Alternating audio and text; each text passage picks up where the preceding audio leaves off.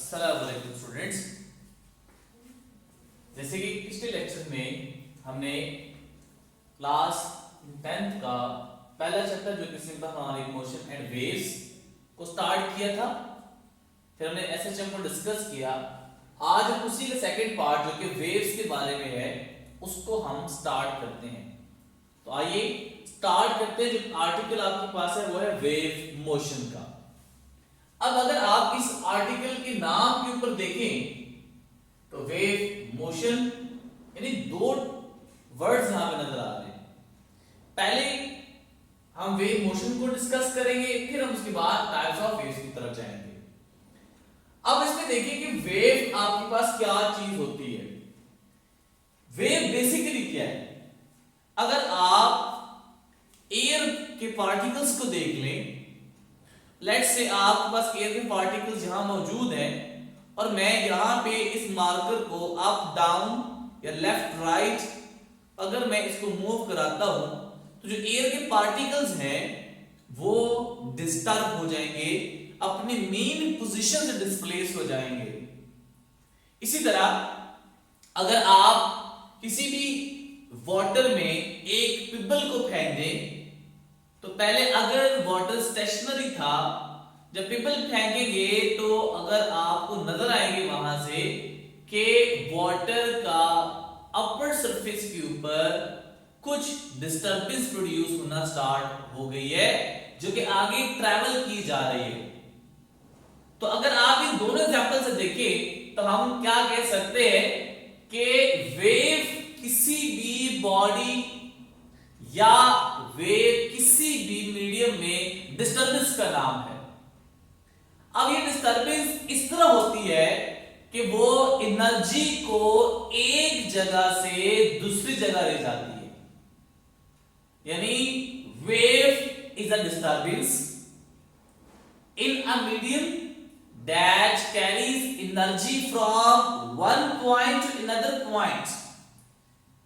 लेकिन इसमें एक बात बड़ी इंपॉर्टेंट है कि आप जब भी वेव्स की डिस्टर्बेंस की बात करेंगे तो हमेशा ये वेव आपको एनर्जी तो लेके जाएगा, लेकिन ये बात बड़ी इंपॉर्टेंट है कि वो किसी भी ऑब्जेक्ट को यानी जिसका मास होगा उसको कैरी नहीं करेगा।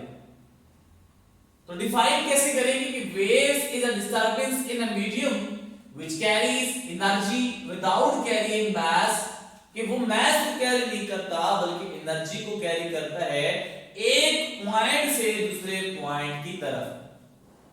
अब इसी बात को हम क्या करते हैं, प्रूव करना चाहते हैं। और याद रखें जो बड़ी इंपॉर्टेंट बात है कि वेव को अगर आपने लेके जाना है एक जगह से दूसरी जगह तो उसके लिए कुछ ना कुछ मीडियम रिक्वायर्ड होता है।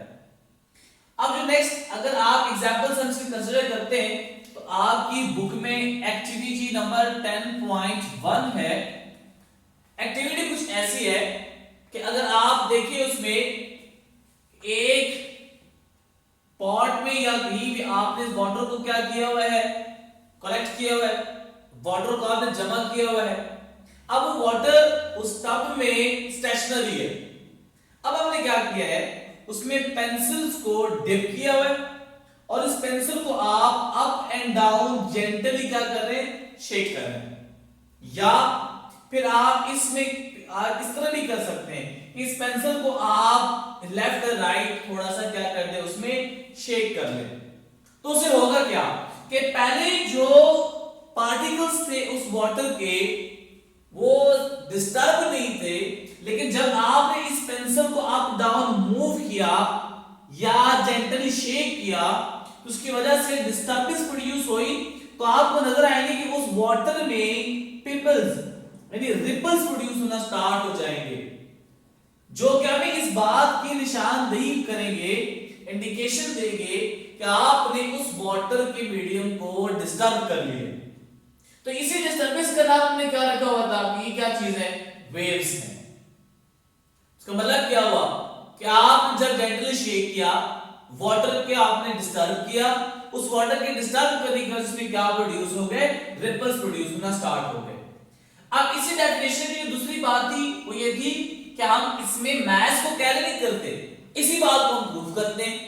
अगर आप इस वाटर में एक कॉर्क को रख दें, कॉर्क जो कि ढक्कन होता है उसको आप रखेंगे, तो जब आप देखेंगे कि रिपल्स आगे ट्रैवल करेंगे लेकिन ये कॉर्क सिर्फ अप एंड डाउन मूव करेगा, यानी ऑसिलेटरी मोशन करेगा, वाइब्रेटरी मोशन करेगा, लेकिन ये आगे अपनी पोजीशन से डिस्प्लेस नहीं होगा। इसका मतलब क्या हुआ कि कॉर्क अपने मेन पोजीशन पे ही है, आगे उसने पोजीशन को चेंज नहीं किया, डिस्प्लेस नहीं हुआ, उसका डिस्प्लेसमेंट जीरो है। तो इस बात से हमें पता चलता है कि आप अगर देखें तो उसने मास को कैरी नहीं किया, जस्ट आपने क्या किया, एनर्जी को कैरी कर लिया है। इसी तरह अगर आप एक्टिविटी नंबर 10.2 में देखें तो उसमें क्या है कि ये आपके पास एक क्या है, क्लैंप जो कि एक फिक्स पॉइंट है जिससे आपने एक स्ट्रिंग को बांधा हुआ है। अब हमने उस स्ट्रिंग के ऊपर एक रेड पट्टी लगा ली है, जिसको मैं यहां पर इंडिकेट कर रहा हूं कि ये पॉइंट आपके पास क्या है, पी पॉइंट है, जिसको मैं देखूंगा कि वाकई ही ये डिस्टर्ब हो रहा है। अगर वो डिस्टर्ब हो रहा है तो किस तरह की मूवमेंट किए जा रहा है। अब इस पॉइंट के ऊपर देखें तो ये बिल्कुल स्ट्रिंग आपकी स्ट्रेट है, क्योंकि यहां पे आप इसके ऊपर फोर्स अप्लाई नहीं कर रहे।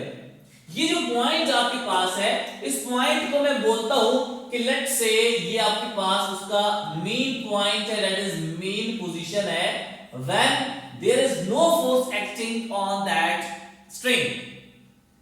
लेकिन अगर सेकंड पॉइंट पे मैं अगर देखूं कि अगर मैं इसके ऊपर फोर्स लगाऊं इन अपवर्ड डायरेक्शन, तो अगर मैं इसके ऊपर अपवर्ड डायरेक्शन में फोर्स लगाता हूं तो ये पॉइंट अपने मेन पोजीशन से अपवर्ड पॉइंट तक चला जाता है। इस पॉइंट को मैं बोल देता हूं लेट्स से कि ये आपके पास क्या हो गया, एक एक्सट्रीम पॉइंट हो गया है। अब जैसे आप उसको छोड़ेंगे, लेट्स सपोज वहां स्ट्रिंग आपने इसको क्या किया, टाइटन किया हुआ था, आपने इसको क्या कर दिया, अपवर्ड फोर्स लगाई और एकदम से इसको क्या कर दिया, जाप दे दी। जब जैसे अप्लाई करेंगे तो ये पॉइंट तो अपवर्ड था, तो अब आपने स्ट्रिंग को डिस्टर्ब कर दिया। अब वो स्ट्रिंग अपनी डिस्टर्बेंस एक पॉइंट से दूसरे पॉइंट तक ट्रैवल कराएगा, उसको ट्रांसफर करेगा। तो अगर आप देखें तो नेक्स्ट पार्ट में आपका यही पॉइंट डाउनवर्ड डायरेक्शन में आया हुआ है। तो अगर मैं यहां पे आपको जरा दिखाऊं तो लेट्स से ये आपके पास क्या आता है, एक जो कि आपका ये मेन पॉइंट था, फिर आपका ये पॉइंट एक्सट्रीम पे चला गया और फिर ये लोअर पोजीशन पे आ गया। इसका मतलब क्या हुआ, अगर मैं इसको ओ नाम देता हूं, इसको मैं ए नाम देता हूं, इस पॉइंट को मैं बी नाम देता हूं, तो अगर आप पॉइंट को देखें तो आपके पास अपवर्ड जा रहा है और डाउनवर्ड जा रहा है, और मेन पोजीशन की corresponding upward and downward move किए जा रहा है। So this motion is known as oscillatory motion, या फिर इसको हमने नाम दिया होता है, ये कौन सी मोशन है, वाइब्रेटरी मोशन। तो अगर आप देखें कि इस पॉइंट यानी जो आपका रेफरेंस पॉइंट लेवल था, इससे कुछ वेव का अपर पार्ट मौजूद है जो कि आपका ये पॉइंट है, और इसी मेन रेफरेंस पॉइंट के कुछ पॉइंट्स लोअर मौजूद है। तो वो पार्ट जो कि उस रेफरेंस लेवल से या रेफरेंस पॉइंट से अपर पार्ट की तरफ है, जो कि उससे अप है, तो उस पार्ट ऑफ द वेव को हम नाम देंगे क्या कहलाएगा, crest. And crest can be defined as the upper part of the wave is known as crest. और अगर आप सेकंड में देखें जरा, तो कुछ पार्ट उस वेव का ट्रैवल करने के बाद लोअर साइड पे मौजूद है, लोअर पोर्शन में मौजूद है, तो वो जो लोअर पोर्शन में मौजूद है उसको हम नाम देते हैं, ये क्या कहलाता है, trough. So trough can be defined as lower part of the wave is known as trough. तो अगर आप इस एक्टिविटी को देखें तो इस एक्टिविटी की करस्पॉन्डिंग आप देख रहे हैं कि ये पॉइंट आपका ऑसिलेटरी मोशन किए जा रहा है और रेपिटेशन किए जा रहा है इक्वल इंटरवल ऑफ टाइम में। तो इसी के बेस के ऊपर हम अनदर डेफिनेशन लिख सकते हैं वेव्स की कि wave is a disturbance in the medium which causes the particles of the medium to undergo vibratory motion, जो कि आपका पॉइंट क्या कर रहा था, वाइब्रेटरी मोशन कर रहा था अबाउट किसके corresponding, about this O that is mean position, and it repeats its motion in equal interval of time. So this is also the definition of the wave जो कि आपकी बुक में लिखी हुई है। अब ये कुछ बातें थी वेव्स के बारे में, और activity 10.1 and activity 10.2 is about the production of the wave, क्या हम वेव्स को कैसे प्रोड्यूस कर सकते हैं। And this activity also refers the questions in exercise, जो आपके एक्सरसाइज में क्वेश्चन है उससे आप क्वेश्चन आपसे पूछा जा सकता है कि आप बताएं, प्रूव करें कि किस तरह वेव एनर्जी को कैरी कर रहा होती है, लेकिन वो मैथ्स को कैरी नहीं करता, तो आपने इस एक्टिविटी के जरिए से क्या करना है, उसको आंसर देना है। अब हम चलते हैं कि वेव्स की फर्दर टाइप्स कौन कौन सी हैं। वैसे तो वेव्स की बहुत सारी टाइप्स हैं, लेकिन अगर आप अपने कोर्स के लेवल तक देखें जो कि क्लास मैट्रिक में है, तो उसकी करस्पॉन्डिंग आपकी वेव्स की टाइप्स कितनी है, एक मैकेनिकल वेव है और एक आपके पास कौन सी है, इलेक्ट्रोमैग्नेटिक वेव्स। अब हम पहले पढ़ते हैं मैकेनिकल वेव्स को। बेटा अगर आप देखें तो मैकेनिकल है, it refers to the kinetic energy that is motion, ठीक है। तो मैकेनिकल वेव्स आपके पास कौन सी है, दो बड़ी मेन बातें इसमें है। एक बात आपके पास ये है कि mechanical waves are the waves which do not require medium, यानी ऐसी वेव्स है जो कि आगे प्रोपेगेट होने के लिए या ट्रैवल करने के लिए उसको मीडियम की रिक्वायरमेंट होती है। इसका मतलब है कि mechanical waves are the waves which require medium for their propagation. Propagation यानी हमको ट्रैवल करने के लिए मीडियम की जरूरत होती है। अब कुछ इसकी एग्जांपल्स ऐसी है, फॉर एग्जांपल जो आपने सबसे पहले एग्जांपल पढ़ी, आपने वेव को कहां पे जनरेट किया, वाटर के ओवर। उसका मतलब है कि पहली एग्जांपल आपके पास क्या आ गई, वाटर वेव्स। दूसरी एग्जांपल आपने क्या पढ़ी, स्ट्रिंग में वेव्स को जनरेट किया, तो ये भी आपकी एग्जांपल है किसकी, मैकेनिकल वेव्स की। तो हम कह सकते हैं कि जो स्ट्रिंग वेव्स है these are also the example of mechanical waves। लेकिन इसकी करस्पॉन्डिंग कुछ और भी इसकी टाइप्स बनती है मैकेनिकल वेव्स की, जो कि अगर आप म्यूजिकल इंस्ट्रूमेंट में देखते हैं, ठीक है, तो म्यूजिकल इंस्ट्रूमेंट्स और स्प्रिंग में जो वेव्स प्रोड्यूस होती हैं, जो कि आगे हम पढ़ेंगे भी आर्टिकल में, तो सारी भी वेव्स की टाइप्स है किसकी, मैकेनिकल वेव्स की। अब हम आते हैं इलेक्ट्रोमैग्नेटिक वेव्स की तरफ। अगर आप इस नॉर्म पे गौर करें बेटा, तो आप इसको स्प्लिट कर सकते हैं दो पार्ट्स में, that is electromagnetic, electro and magnetic. अब जो पहला पार्ट है इलेक्ट्रो का, ये बेसिकली आपको इंडिकेट किसके बारे में कर रहा है, इलेक्ट्रिक फील्ड के बारे में। और जो सेकंड पार्ट है इसका, वो आपको किस चीज के बारे में इंडिकेट कर रहा है, मैग्नेटिक फील्ड के बारे में। इसका मतलब ये हुआ कि ये electromagnetic waves is the combination of two fields, that is electric field plus magnetic field. और हमेशा बात याद रखें कि इलेक्ट्रिक फील्ड और मैग्नेटिक फील्ड आपस में परपेंडिकुलर होती है during the propagation of electromagnetic waves.